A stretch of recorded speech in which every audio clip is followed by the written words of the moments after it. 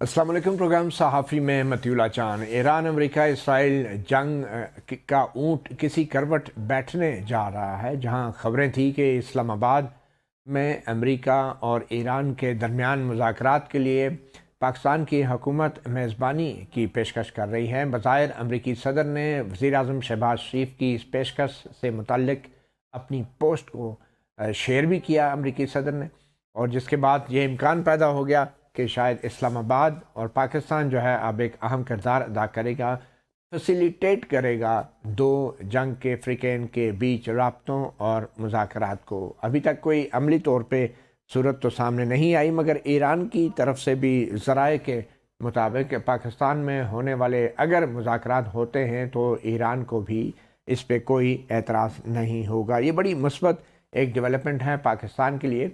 मगर इसके अलावा अमेरिका और ईरान के दरमियान जो फार्मूलों या शराइत का जो तबादला हो रहा है, बिल्कुल कुछ मिज़ाइलों की तरह कि ईरान की तरफ से भी कुछ फार्मूले फेंके जा रहे हैं और अमेरिका की तरफ से भी कुछ शराइत रखी जा रही हैं।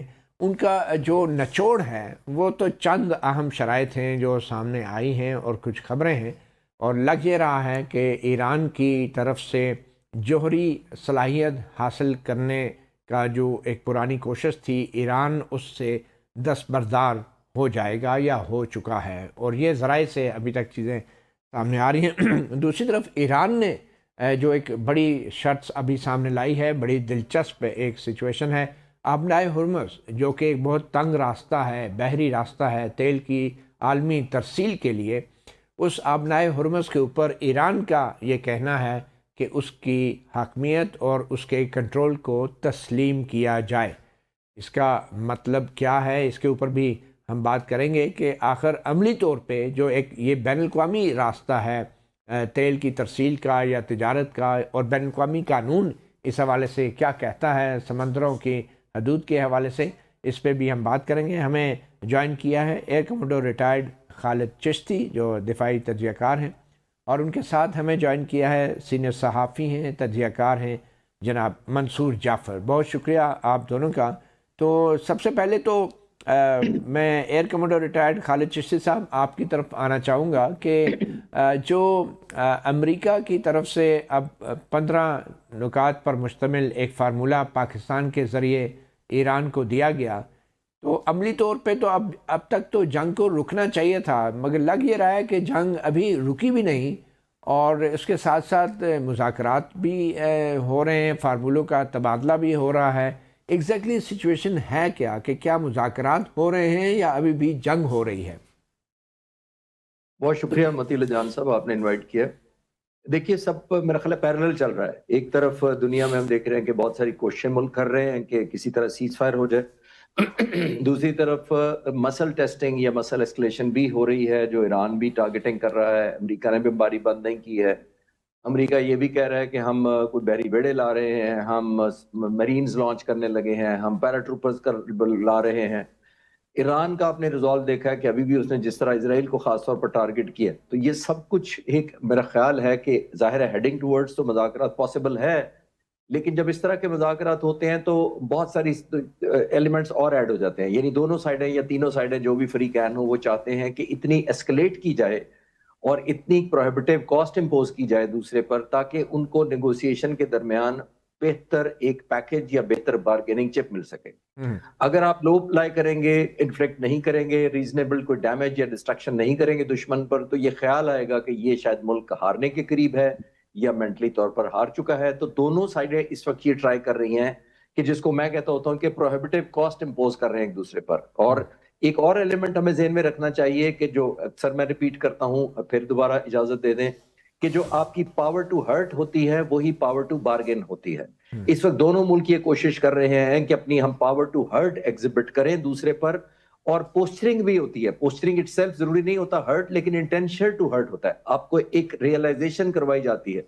हाँ, प्रेसिडेंट ट्रंप ने जरूर दिसंबर से लेकर ऑलमोस्ट मार्च के जब तक ये लड़ाई शुरू नहीं हुई, आपने देखा वो पोस्चरिंग कर रहे थे। बयानात से अगर रिलेट करें तो ऐसा लगता था कि डिस्ट्रक्शन जो खुदा ना खास्ता ईरान का मुकद्दर नहीं है, प्रेसिडेंट ट्रंप की चॉइस है कि कब मैंने ईरान को डिस्ट्रॉय कर देना है या रजीम बदल देनी है, फुट ऑन ग्राउंड कर देने हैं, स्टेट ऑफ हॉर्मुज पे कब्जा कर लें। तमाम की तमाम पोस्चरिंग थी। اب جب مذاکرات کی طرف بڑھے ہیں تو دونوں ملک یہ کوشش کر رہے ہیں کہ اس لیول تک ایک پین کو لے جایا جائے جو قابل برداشت نہ ہو، اور ایک ایلیمنٹ آف ریئلائزیشن ہو مذاکرات سے پہلے کہ جب بھی مذاکرات ہوئے اگر آپ نہیں مانیں گے، دوسرے فریق نہیں مانے گا تو یہ اس کو قیمت دینی پڑے گی. اس وقت یہ چل رہا ہے. جی ٹھیک ہے. اچھا، ایران جو ایک پین دے رہا ہے وہ عالمی ٹریڈ کو دے رہا ہے، عالمی معیشت کو دے رہا ہے، جبکہ امریکہ جو پین دے رہا ہے وہ ایران کے عوام کو، لوگوں کو، ایران کے انفراسٹرکچر کو پین دے رہا ہے. تو دونوں میں سے کون زیادہ مؤثر ثابت ہو رہا ہے آپ کے نزدیک؟ دیکھیں دونوں میں فرق ہے. بالکل آپ نے ٹھیک آئیڈینٹیفائی کیا. ادھر ڈائریکٹ لوگ ایران کے سفر کر رہے ہیں، شہادتیں دے رہے ہیں، انفراسٹرکچر ڈیمیج کر رہے ہیں، سپورٹ سٹیڈیم تک کی باری آ گئی، 160 بچیاں شہید کر دی گئیں. ایران اس میں کوئی شک نہیں ہے کہ ملیٹریلی ڈسٹرکشن جو ہوئی ہے اس کی، ہارڈ ویئر کی، سول انفراسٹرکچر کی، سیولین کیجوالٹیز کی، تو ایران ڈیفینیٹلی بہت زیادہ قیمت دے رہا ہے. امریکہ کو ایڈوانٹیج یہ ہے کہ جیوگرافیکلی وہ 10-12 ہزار کلومیٹر دور ہے ایران سے، وہ فزیکل تو نہیں ہو سکتا، لیکن ایران نے ہر اس چیز کو یا ہر اس انٹرسٹ کو ہٹ کیا ہے جو ایران کر سکتا ہے امریکہ کے انٹرسٹ میں جو تھی. نمبر 1. نمبر 2، اسرائیل کو اس حد تک ٹارگٹ کیا ہے، آلدو 1500-1600 کلومیٹر دور ہے، لیکن کیونکہ وہ ریچ میں ہے تو وہ ساری کمپنسیشن امریکہ کی اس طرف کر رہا ہے. عرب ممالک جو انڈائریکٹلی یا ڈائریکٹلی سپورٹ کر رہے تھے ان کو ایک پین کاز کی ہے تاکہ وہ ریفرین کریں، اور اگر ابھی نہیں بھی کر سکتے کسی ایگریمنٹ کی وجہ سے تو جب جنگ بند ہو جائے تو ایک ایلیمنٹ آف ریئلائزیشن کے دماغوں میں ڈالی جائے کہ آپ نے بہت زیادہ قیمت دی ہے، جس کا مطلب یہ ہے کہ آپ کے بیسز یا انفراسٹرکچر جو تھا وہ ایسٹ کم تھا، لائبلٹی زیادہ تھا آپ کے لیے، آپ کو اس نے پروٹیکٹ نہیں کیا، بلکہ آپ پر جو حملے ہوئے ہیں وہ وجہ بھی وہی تھی جو کیونکہ آپ نے بیسز تو آپ یہ کہہ رہے ہیں کہ امریکہ کی جو فوجی طاقت ہے اس کی ساکھ بھی تباہ ہوئی ہے؟ امریکہ نے سب سے زیادہ قیمت دی ہی ساکھ کی شکل میں ہے، اور امریکہ جیسا جو سپر پاور ملک ہو جس نے چند گھنٹے میں وینزویلا کے صدر اور اس کی بیوی کو اٹھا کر امریکہ پہنچا دیا تھا، اس نے ایک ہائپ کریٹ کر دی تھی، اور پریزیڈنٹ ٹرمپ کہتے تھے کہ میری فوج اور میرا ملک انونسبل ہے اور انورنریبل ہے، we are the best force in the world. کوئی شک نہیں ہے، میں بھی مانتا ہوں، آپ بھی مانیں گے. لیکن پھر جب آپ نے مینیفیسٹ کرنا ہوتا ہے پھر آپ نے کر کے دکھانا ہوتا ہے. ٹھیک. ایک مہینہ ایران جیسا ملک جو آپ زیر نہیں کر سکے، کوئی ملٹری ٹرافی لے جا ہی نہیں سکے امریکہ جیت کر، کہ ہم یہ جیت کر لے آئے ہیں، کیونکہ ابھی تک تو ٹرافی ہی کلیئر نہیں ہے کہ آپ نے کس کے اور لیے دوسرا ٹارگٹ پھر آبنائے ہرمز بھی نہیں کھلوا سکے. اپنے جو میزبان عرب ممالک تھے آپ کے فوجی اڈوں کی جو میزبانی کرتے رہے، ان کے تیل کی ترسیل بھی بند کروا دی، ان کے میزائل بھی مروا دیے، ان کی معیشت بھی تباہ کروا دی عرب ممالک کی. تو اس سے تو ڈیفینیٹلی ساکھ تو متاثر ہوئی امریکہ کی. جی، ساکھ کے علاوہ مدیر ساکھ ایک اور بھی ہوئی ہے نا. ایران نے تو ایک نیو فاؤنڈ اسٹرینتھ اپنی پا لی ہے، اس کو تو ایک ریلائز اب ہوا ہے کہ سینٹر آف گریوٹی کہ میرے پاس ایک ریموٹ ہے. ایران جو صرف 4% تیل کنٹرول کر رہا تھا دنیا کا اس کانفلکٹ سے پہلے، اور وہ بھی تقریباً 1.38 بلین بیرل پر ڈے کے حساب سے اپنا 80% ایکسپورٹ چائنا کو کرتا تھا. چائنا جتنا اس سے لیتا تھا وہ ایران کا 80% تھا، لیکن چائنا کی صرف 13% ریکوائرمنٹ پوری ہوتی تھی. اتنا زیادہ کم کنٹرول تھا، میں کہنا یہ چاہ رہا ہوں دنیا کا. لیکن اب 4% سے بڑھ کر وہ آلموسٹ دنیا کا 20% کنٹرول کر رہا ہے، اور پیسے چائنیز کرنسی میں لے رہا ہے نہ کہ ڈالر میں لے رہا ہے. چلیں ٹھیک ہے. جی منصور جعفر صاحب، بات کرتے ہیں ہم ان شرائط کی جو امریکہ کی طرف سے بھی سامنے آئی ہیں، ایران کی طرف سے بھی سامنے آئی ہیں، مگر سب سے بڑا سوال اور اہم سوال یہ ہے کہ کیا ایران نے جوہری صلاحیت حاصل کرنے کے حق سے اپنی دستبرداری کا اعلان کر دیا ہے، فیصلہ ہو چکا ہے؟ کیا حقیقت کیا ہے؟ دیکھیں جی، جو بھی ایران نے جو 5 شرائط کی ہیں جو امریکہ کے 15 شرائط کے جواب میں، اس میں تو کم از کم اس محاذ پر خاموشی دکھائی دیتی ہے. نیوکلیر ایشو پر ماضی میں جو ایک یورینیم افزودگی اور خاص طور پہ اس کی سول مقاصد کے لیے استعمال کے حوالے سے ایران کا جو ایک موقف تھا وہ بڑا مسلمہ تھا، اور اس میں ایک خاص جو گریڈ تک اس کی افزودگی جو ہے وہ ایران کہہ رہا تھا کہ ہم لازمی کریں گے، یعنی کم از کم 20 اور 30% تک، کہ جو سول مقاصد کے لیے، جو میڈیسنز کے لیے، جو زراعت کے لیے ریکوائرڈ ہے.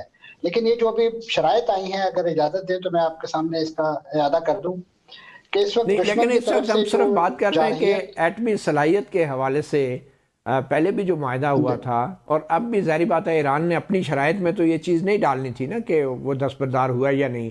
اطلاعات کیا ہیں؟ کیا امریکہ کا بھی یہ مطالبہ ہے کہ ایران جوہری ہتھیار بنانے کے جو ان کا پرانا ارادہ تھا اس سے دستبردار ہو جائے؟ کیا ایران یہ مان چکا ہے عملی طور پہ؟ मैं अर्ज कर रहा हूँ कि जो इस वक्त जो एक उन्होंने अपनी सीलिंग मुकर्रर की है जो मुतालबात की, अगर तो ये इशू उनके यहाँ इस वक्त कहीं किसी दर्जे में कॉम्प्रोमाइज हुआ है तो उसकी रिफ्लेक्शन हमें इन शराइत के अंदर भी दिखाई दे रही नहीं, है। वो ये होनी भी एक नहीं है मंसूर साहब, वो तो इन शराइत में तो जी नहीं होंगी ना। ये तो आपके, मैं सिर्फ जानना चाह रहा हूँ कि क्या ईरान ने तस्लीम कर लिया है कि वो जौहरी हथियार नहीं बनाएगा और जौहरी सलाहियत नहीं हासिल करेगा? जी, जो ईरान की स्टेटेड पोजीशन है वो तो हम सबके सामने है। जो उनके रहबर आला थे उनका तो फतवा मौजूद है कि ईरान कभी भी जौहरी हथियारों की तरफ नहीं जाएगा, ठीक लेकिन है। वो जौहरी तवानाई के अपने सिविल मकासद के हक से वो ना माजी में दस्तबरदार हुआ है, और शायद अब भी ये मुज़ाकरात की मेज जब सजेगी तो उसमें यकीनन ये नुकता किसी न किसी तरीके से डिस्कशन डिबेट ठीक होगा। है। अच्छा, और अभी उसके हम बाद दूसरी जो अहम शर्त सामने आई है, ये आबनाए हुर्मुज़ पे जी ईरान किस जी किस्म का हक जिता रहा है, थोड़ा सा उसकी वजाहत कर देंगे? एक ऐसा हक जो पहले वो नहीं कर रहा था, अब इस जंग के बाद इसमें नई चीज़ क्या आई है आबनाए हुर्मुज़ के हवाले से ईरान के इरादों में और मुतालबात में? देखिए, इस वक्त ईरान ने माजी में यकीनन जब भी ईरान पर इस नौयत की कोई उफ्ताद आई, आजमाइश आई, चाहे वो गजा जंग के मौके पे था या इससे पहले जो जंग मुसल्लत की गई, उस वक्त भी ये धमकियां ईरान की तरफ से आबनाए हुर्मुज़ बंद करने की दी जाती रही हैं। आपके इल्म में है कि इससे बड़ी तवालत, इससे बड़ी जंग जो है ईरान इराक की जंग जो हुई थी, उस दौरान भी इस नौयत की आबनाए हुर्मुज़ बंद करने के ऐलानात सामने आए, लेकिन अमली तौर पे नहीं किया। लेकिन अब ईरान ने इफेक्टिवली जब इस चोक पॉइंट को बंद किया है तो आपको अंदाजा हुआ है कि ईरान की जो स्ट्रेंथ है, जो बारगेन करने की, अपनी बात मनवाने की और अपने मुतालबात को हैमर करने की, वो बड़ी ही अच्छे अंदाज में रीइंफोर्स होती हुई दिखाई दे रही है। और इस वक्त जो फरीक मुखालिफ है इसराइल और अमेरिका, और खासतौर पर जो खत्ते के ममालिक हैं, क्योंकि वो इससे बराह रास्त मुतासर हुए हैं, उन्हें इस चोक पॉइंट की अहमियत का अंदाजा यकीनन पहले भी होगा, लेकिन अब जो हिद्दत और शिद्दत उनको महसूस हुई है कि उनके तेल की सप्लाई, उनकी पूरी सप्लाई चेन न सिर्फ इन मुल्कों की बल्कि पूरे यूरोप और अमेरिका तक जो है वो मुतासर हुई है। तो अब उस पूरे सिनेरियो को देखते हुए जो इस वक्त एक जो बैन अवी तौर पे इस वक्त डिबेट एंड डिस्कशन चल रही है, वो ये है कि इस पूरी समुद्री हदूद की, यानी जो इसकी हदबंदी के हवाले से कुछ बैन अवी कन्वेंशन और बैन अवी प्रोटोकॉल्स, उस पर बातचीत के हवाले से।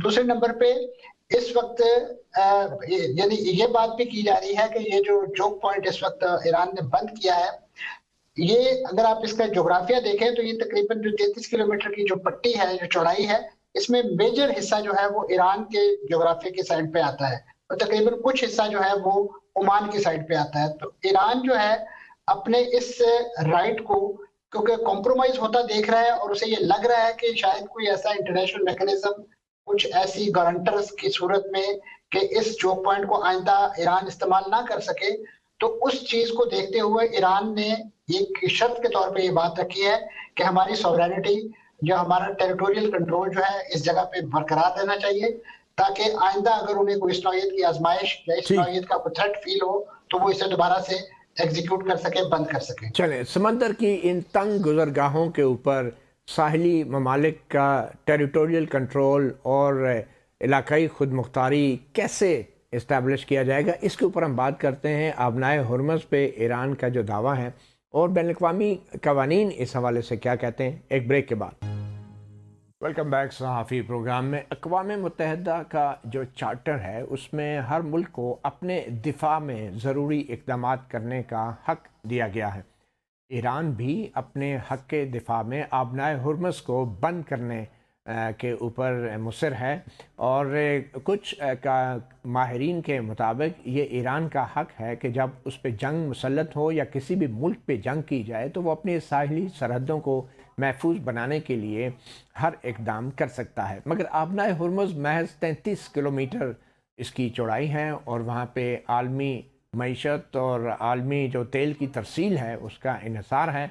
तो वहाँ आबनाए हुर्मुज़ का बंद होना अब नए चैलेंजेस पैदा कर रहा है अमेरिका जैसी ताकतों के लिए, और ये ख़दशात बढ़ गए हैं कि इस जंग के बाद अमेरिका कुछ ऐसे इक़दामात करेगा कि जिससे आबनाए हुर्मुज़ के अंदर वहाँ पे आलमी तेल की तरसील को तहफ़्फ़ुज़ देने के नाम पे अमेरिका की मुदाखलत या मौजूदगी बढ़ जाएगी। ईरान इन्हीं ख़दशात के पेश नज़र अब ये मुतालबा कर रहा है कि किसी किस्म के भी अमन मुआहदे की सूरत में अपनाए हुर्मस के ऊपर ईरान की जो हाकमियत है, जो खुद मुख्तारी है, उसको तस्लीम किया जाएगा और वहाँ से अपनाए हुर्मस से पहले की तरह जो तेल की तरसील हो रही थी उसी तरह वो तरसील होती रहेगी, मगर बग़ैर किसी इजाफ़ी गैर मुल्की फ़ौज की मौजूदगी के। तो इसी सिलसिले में जो ईरान ने अब मुतालबा किया है कि अपनाए हुर्मस के ऊपर उसके सॉवरेंटी को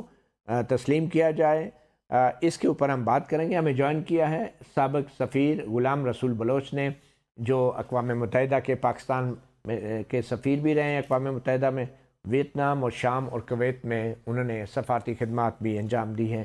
ग़ुलाम रसूल साहब, बहुत शुक्रिया। हमें ये बताएं कि ईरान का ये जो दावा है अपनाए हुर्मस के ऊपर, क्या ये नया कोई हक़ हाकमियत का मुतालबा है या ये कुछ ख़दशात हैं कि इस जंग के बाद अमेरिका की मुदाखलत अपनाए हुर्मस में या उसकी मौजूदगी बढ़ जाएगी? देखिए कि इसके 3 एस्पेक्ट हैं। एक है लीगल या इंटरनेशनल लॉ, एक है मिलिट्री और तीसरा है पॉलिटिकल। अब अगर आप इसको बिल्कुल लीगल इंटरनेशनल लॉ के अरसे से देखें या लेंथ से देखें तो ये strait of Hormuz definitely is classified as international strait, इसलिए ये 2 पार्ट्स जो है हाई सीज के उनको मिलाता है, दैट इज पर्शियन गल्फ और गल्फ ऑफ ओमान और द अरेबियन, नंबर 1। नंबर 2, यहाँ से इंटरनेशनल ट्रेड का एक लेन है जहाँ पे 20-30% ऑफ द ग्लोबल ऑयल यहाँ से जाता है। फिर ये इसलिए जो United Nations convention on law of the seas है उसके तहत इसको क्लासिफाई किया गया है बाय नेम। ये इंटरनेशनल होगा, इस पे कोई भी ब्लॉकेट देना, किसी को ना जाने देना या किसी का राइट ऑफ पैसेज डिप्राइव करना कानून की इनहराफी होगी, इंटरनेशनल कानून की, या वो जो convention on laws of the seas है उसकी इनहराफी होगी। हाँ, अलबत्ता कुछ इसमें एक्सेप्शंस हैं फॉर द जो प्रॉक्सिमिटी वाली कंट्रीज हैं कि इन केस ऑफ जो हॉस्टिलिटीज में वो किसी के खिलाफ इस्तेमाल ना हो, वहां वो अपने इंटेक्शन दे सकता है, लेकिन उस हालत में भी उसको ब्लॉक करने का, उसको माइन करने का कानूनी तौर पे कोई हक नहीं। नंबर 1 ये रहा मसला लॉ का, इंटरनेशनल लॉ का। अब इसके साथ जुड़ा है मिलिट्री। जब वॉर होती है तो वॉर के अंदर आप मुकम्मल तौर पे ये नहीं कह सकते कि जी मैं इंटरनेशनल लॉ के अंदर ही करूंगा, क्योंकि उस वक्त डिफेंड करने वाली कंट्री का प्राइमरी कंसर्न उसकी अपनी डिफेंस होती है और अफेंस करने वाली कंट्री का असल प्राइमरी जंग को जीतना होता है। लिहाजा उसमें वो वायलेशन की बात नहीं सोचते, वो करते हैं जो उनका स्ट्रेटेजिक प्लान का लॉजिक होता है। ठीक। तीसरा रहा पॉलिटिकली ईरान के लिए और उसमें मिलिट्री स्ट्रेटेजिकली कि मैं कहूं तो वह बेहतर होगा कि स्ट्रेटेजिकली उसके पास सबसे बड़ा लीवरेज है ही स्टेट ऑफ हॉर्मोज, जो कि दुनिया के खिलाफ भी और जो वॉरिंग दोनों कंट्रीज हैं स्पेशली अमेरिका उसके खिलाफ ये इस्तेमाल कर सकता है।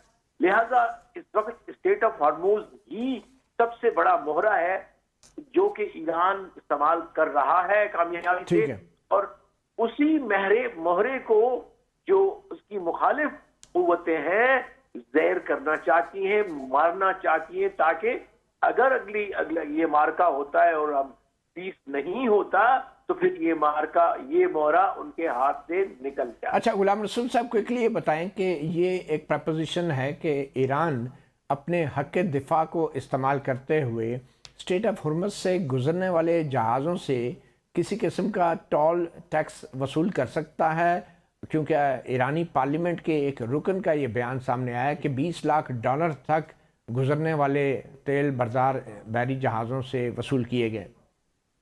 जी नहीं, बिल्कुल नहीं कर सकते।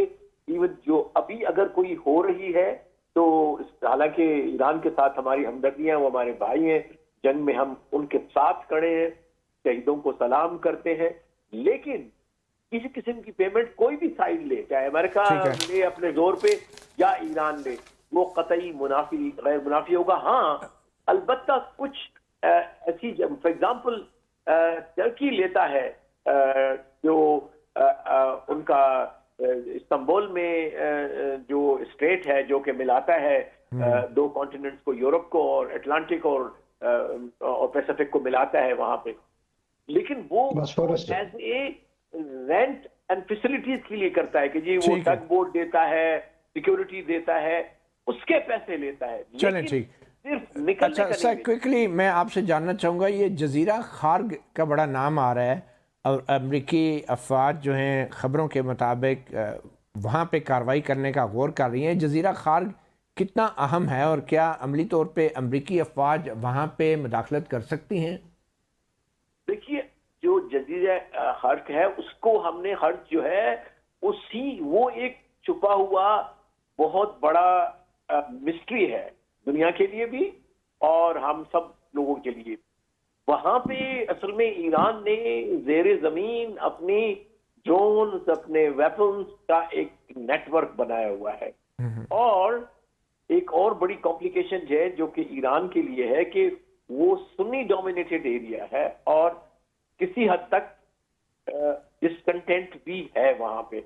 और आपको याद दिला दूं कि जो अनफॉर्चुनेटली जो वहां पे जो किया गया था हमला डिसैलिनेशन वाटर का, वो भी वहां पे इस खर्च में एक और छोटा जजीरा है, उसमें वहां लोग रहते हैं, बड़े कम लोग रहते हैं, बहुत कम लोग हैं। 50 और यहाँ पे तेल की बरामदात का बड़ा टर्मिनल भी है, बहुत बड़ा, सबसे बड़ा वहां। तो ये प्रैक्टिकली अमेरिका अगर वहाँ पे हज़ारों मील दूर से आके अगर अपनी अफवाज भेज सकता है, तो क्या ईरान का इतना भी हक नहीं है कि अपनाए हरमुज़ ही बंद कर दे? नहीं, देखिए, अपनाए हरमुज़ को वहीं से बैठ के वो कर सकता है, तो लिहाजा अगर अपनाए हरमुज़ पे ना अमेरिका बैठ सकता है ना ही ईरान बैठ सकता है, तो उसको डोमिनेट करने के लिए इस खर्च को ही डोमिनेट करना पड़ेगा। जो भी कंट्रीज जिसके हाथ में होगा वो करेंगे, इसलिए अमेरिका अपने मेरीन और वो ला रहा है उस वजह से। बहुत शुक्रिया एम्बेसडर गुलाम रसूल बलोच साहब, आपने सहाफ़ी प्रोग्राम को वक्त दिया। ब्रेक के बाद हमारे साथ मौजूद हैं air commander retired Khalid Chishti और सीनियर सहाफ़ी और तजज़ियाकार मंसूर जाफिर। वेलकम बैक सहाफ़ी प्रोग्राम में। Air commander retired Khalid Chishti साहब, अमेरिका और ईरान के बीच टेक्नोलॉजी के हवाले से, जंगी टेक्नोलॉजी के हवाले से तो कोई मुकाबला नहीं था, मगर इसके बावजूद भी हमने जब बात की अमेरिकी साख की, तो उसकी जो जंगी साख है वो भी मुतासर तो हुई है। F-35 जहाज़ों की भी मार गिराए जाने की इतलात हैं, ईरान के दावे हैं। तो इस टेक्नोलॉजी के बावजूद भी ईरान की तरफ से ये दावे जो हैं किस हद तक हकीकत पसंदाना है और इनका क्या मतलब है? वतील साहब, ईरान को तो ये आइडिया है कि वो अमेरिका को डायरेक्ट नुकसान ज़ाहिर है कि सॉइल पर या ज़मीन पर पहुंच कर तो नहीं बना सकता।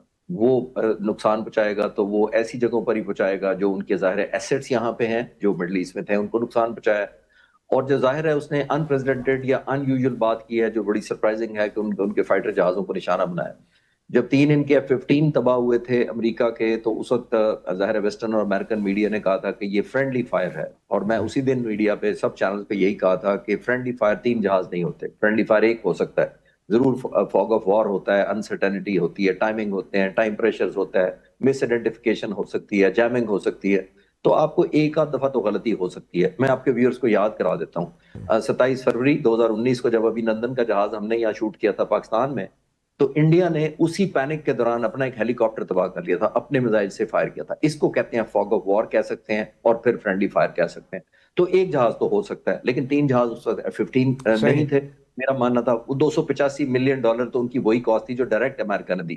और एक और चीज भी आपके व्यूअर्स को प्राइस करते चलूं कि ये F-15 जहाज तकरीबन 55 साल से उड़ रहा है, अपग्रेड होता रहा है, लेकिन आज तक कॉम्बैट किल कोई भी नहीं थी उसकी, यानी जंग में नहीं कोई निशाना बना था। एक बात।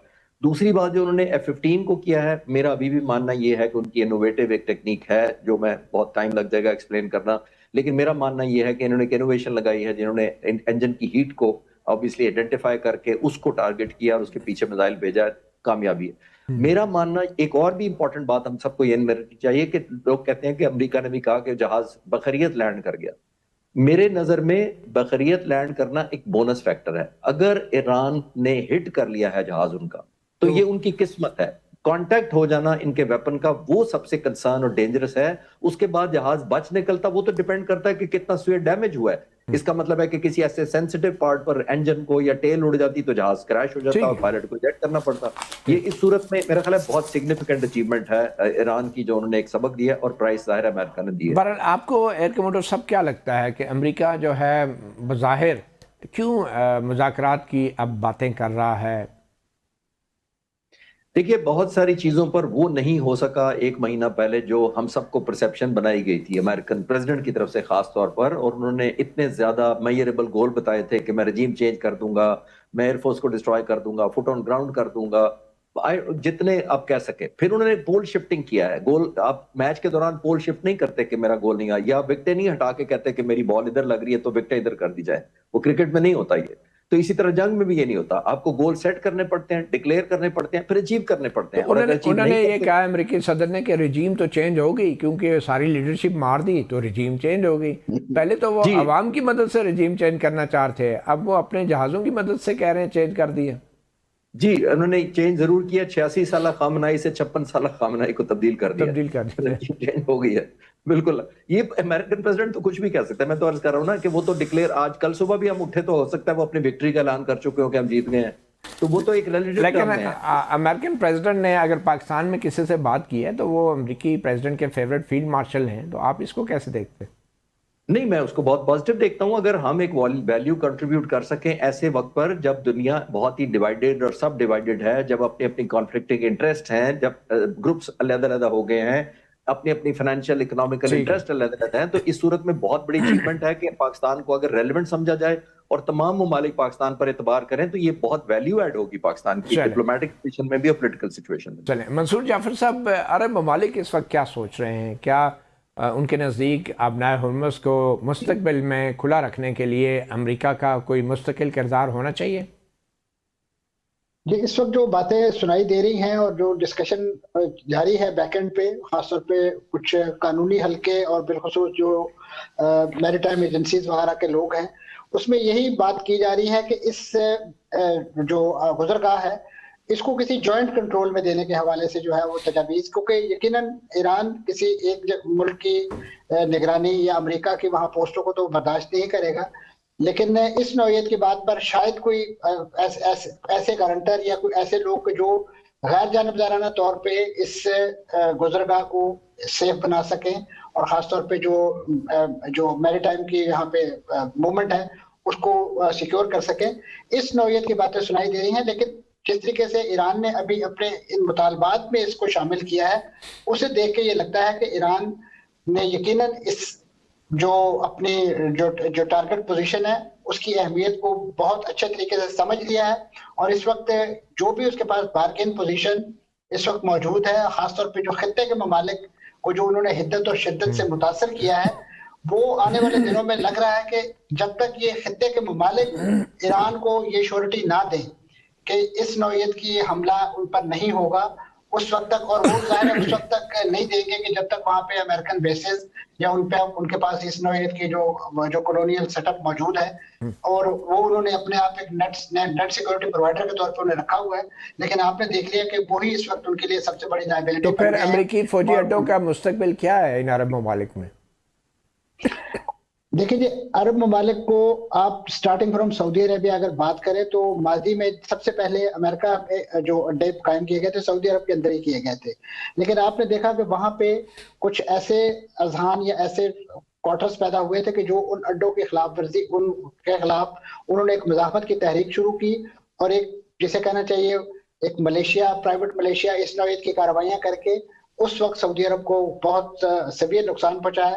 آپ نے دیکھا کہ وہیں سے ایک اسامہ بن لادن نامی شخصیت, پھر اس نے جس انداز سے القاعدہ اور پتہ نہیں کیا کیا. تو اس وقت کیا سوچ ہے عرب حکومتوں میں کہ کیا فوجی اڈے امریکی ضروری ہیں یا کوئی سوچ میں تبدیلی آ رہی ہے؟ اس وقت اگر پریگمیٹیکلی دیکھا جائے تو کم از کم اس کو وہ ابھی ऑन रिकॉर्ड तो रिकॉग्नाइज नहीं कर रहे हैं, लेकिन जो अगर आप उनके कहीं सोशल मीडिया को और इस तरह के प्लेटफॉर्म को स्कैन करें तो जो डिस्कशन एंड डिबेट वहां पे चल रही है, वहां पे इसकी अफादियत के हवाले से बहुत ज्यादा सवाल उठाए जा रहे हैं कि इनकी अफादियत तो उस तरीके से साबित नहीं हो सकी, ये एक लाइबिलिटी ज्यादा बन गए हैं। और बिलखसूस आप देखिए कि इस वक्त इस जंग के दिनों में जिस तरीके से इन अड्डों को एक लिहाज से मैनिपुलेट किया गया, यहाँ पर जो रिसोर्सेज मौजूद थे उनको डाइवर्ट किया गया यूक्रेन की तरफ, और जो यहाँ के इंटरसेप्टर्स थे वो इसराइल भिजवाए गए ताकि वहां पे प्रोटेक्शन ज्यादा, तो ये लोग ज्यादा वल्नरेबल हो गए। तो ऐसी सूरत में, और बिलखसूस माजी में आप देखिए कि जब हूसियों की तरफ से सऊदी अरब पर अटैक किए गए तो उस वक्त उनकी वो जो बैटरीज, चाहे वो थार्ड की थी या अदरवाइज आयरन डोम की, वो चल ही नहीं सकी, और उस वक्त भी अरामको को हिट किया गया। तो लिहाजा इनकी अपनी यूटिलिटी भी इन्होंने साबित नहीं की, तो कुजा अब इस जंग के दिनों में जो एक लायबिलिटी बन गए हैं, तो ये एक फूड फॉर थॉट इस वक्त मौजूद है। अब उसको किस अंदाज से वो मटेरियलाइज करते हैं, ये जाहिर है जब जंग के बादल छटेंगे और इसके स्ट्रॉन्ग उसके पता चलेगा। एयर कमोडोर साहब, क्विकली ये बता दें कि आपके नज़दीक जो है, अगर ये मुज़ाकरात नाकाम होते हैं तो क्या पाकिस्तान जो है अपनी सरजमीन ईरान के ख़िलाफ़ किसी किस्म की कार्रवाई की उसको इजाज़त देनी चाहिए इस्तेमाल करने की? देखिए, बहुत ही हाइपोथेटिक भी है बात और ख़तरनाक भी बहुत है, क्योंकि हमें इस पूरी जंग के अंदर अभी तक बहुत अच्छी पोजीशन रखी है, हमने बहुत एक बैलेंस किया है। करना क्या चाहिए आप अगर ऐसी कोई सिचुएशन आती है? नहीं, हमें एक मुल्क को दूसरे के ऊपर फौकियत का कोई इंप्रेशन नहीं देना चाहिए। पाकिस्तान की सरजमीन इस्तेमाल नहीं होनी चाहिए आपकी राय में? जी बिल्कुल, दूसरे के खिलाफ, क्योंकि देखें अमेरिका तो चला जाएगा, इजराइल भी 1500 किलोमीटर ईरान से वापस पुल बैक कर लेगा। हमने तो इन्हीं के मुल्कों के दरमियान रहना है, एक तरफ सऊदी अरब के साथ रहना है जिससे इमोशनल रिलीजियस अटैचमेंट है, ईरान हमारा बॉर्डरिंग ब्रदर मुल्क है, तो हमें एक के ऊपर प्रेफर करके हम लास्टिंग किस्म के डेंट और आने वाली नस्लों को नहीं छोड़ना चाहते इन हिसाब किताब के लिए। हमें अपने पड़ोस में एक और अफगानिस्तान नहीं बनाना, आप यही कहना चाह रहे हैं? बिल्कुल यही कहना चाहिए। बहुत शुक्रिया air commodore retired Khalid Chishti साहब। मंसूर जाफर साहब, प्रोग्राम सहाफ़ी से इतना ही, इजाज़त दीजिए, अल्लाह हाफ़िज़।